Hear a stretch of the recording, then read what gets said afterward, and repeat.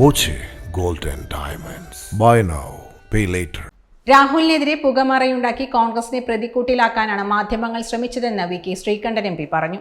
രാഹുലിനെ കുറ്റക്കാരനാക്കാൻ രാഹുലിനെതിരെയെന്ന് പ്രചരിപ്പിക്കപ്പെടുന്ന ശബ്ദ സന്ദേശങ്ങളുടെ ശാസ്ത്രീയ പരിശോധനാ ഫലം മാധ്യമങ്ങളുടെ കൈവശമുണ്ടോ എന്നും M P V K Sreekandan ചോദിച്ചു.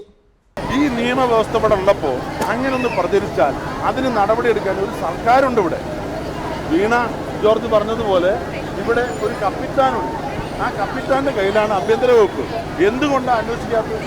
അന്വേഷിച്ചു, തെളിവില്ലെന്ന് പറഞ്ഞു, കേസെടുത്തില്ല. ഇതാരാ പറഞ്ഞത്? കോൺഗ്രസ്സാ? KPCC-യാ? DCC-യാ?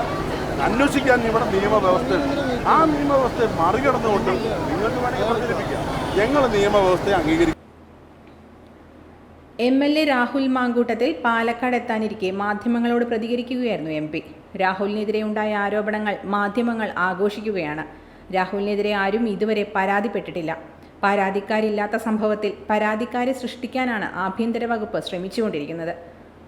ആരോപണം വന്നയുടനെ കോൺഗ്രസ് നടപടിയെടുത്തത് പ്രസ്ഥാനത്തിൻ്റെ ധാർമ്മികതയാണ്. രാഹുൽ മണ്ഡലത്തിൽ വരുന്നതിനോ നേതാക്കളെ സന്ദർശിക്കുന്നതിനോ വിലക്കില്ല. എന്ത് ധാർമ്മികതയുടെ പുറത്താണ് BJP-യും CPM-ഉം പ്രതിഷേധിക്കുന്നതെന്ന് വ്യക്തമാക്കണമെന്നും MP ആവശ്യപ്പെട്ടു.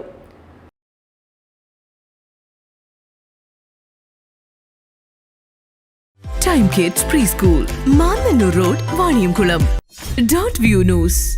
കാഴ്ചകളാണ് ലോകം, കണ്ടു തുടങ്ങുക.